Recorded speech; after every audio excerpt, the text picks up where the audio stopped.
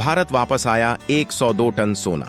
RBI का सुरक्षा की ओर एक बड़ा कदम। नमस्कार दोस्तों, आज हम बात करेंगे भारतीय रिजर्व बैंक आरबीआई द्वारा उठाए गए एक ऐतिहासिक कदम की, जिसमें ब्रिटेन के बैंक ऑफ इंग्लैंड से 102 टन सोना भारत लाया गया है। इस फैसले के पीछे भारत की संपत्ति को देश के भीतर सुरक्षित रखने की प्राथमिकता है।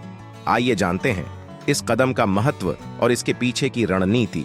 भारत की अर्थव्यवस्था में सोना हमेशा से एक महत्वपूर्ण संपत्ति रहा है।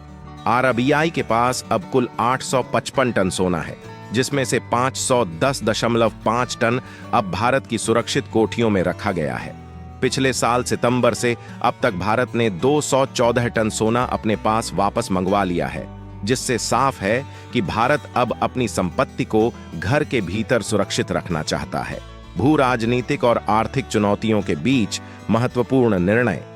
आज के दौर में अंतर्राष्ट्रीय तनाव और आर्थिक चुनौतियों के बढ़ते जोखिम के बीच इस निर्णय का महत्व और भी बढ़ जाता है।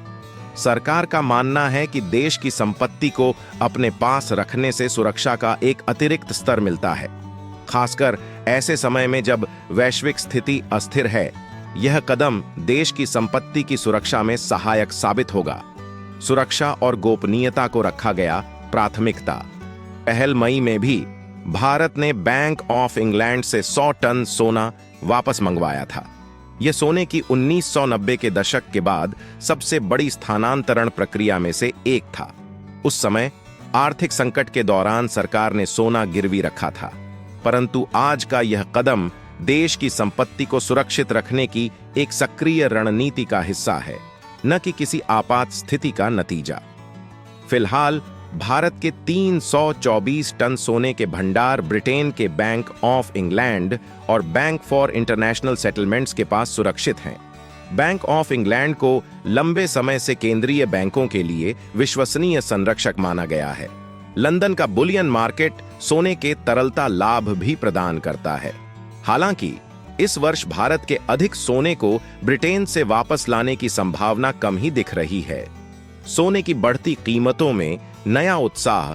भारत की विदेशी मुद्रा भंडार में सोने की हिस्सेदारी अब 9.3% हो गई है, जो मार्च में 8.1% थी।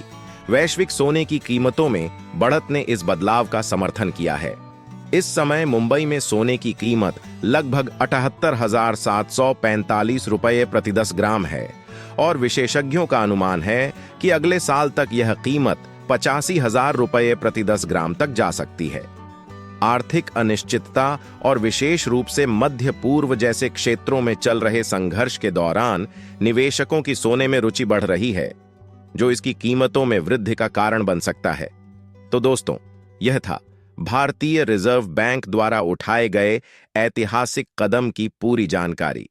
यह कदम हमारी संपत्ति को सुरक्षित रखने और भविष्य की चुनौतियों का सामना करने के लिए एक सशक्त पहल है। हमें उम्मीद है कि इस प्रकार के फैसले भारत की आर्थिक मजबूती को और आगे बढ़ाएंगे। धन्यवाद।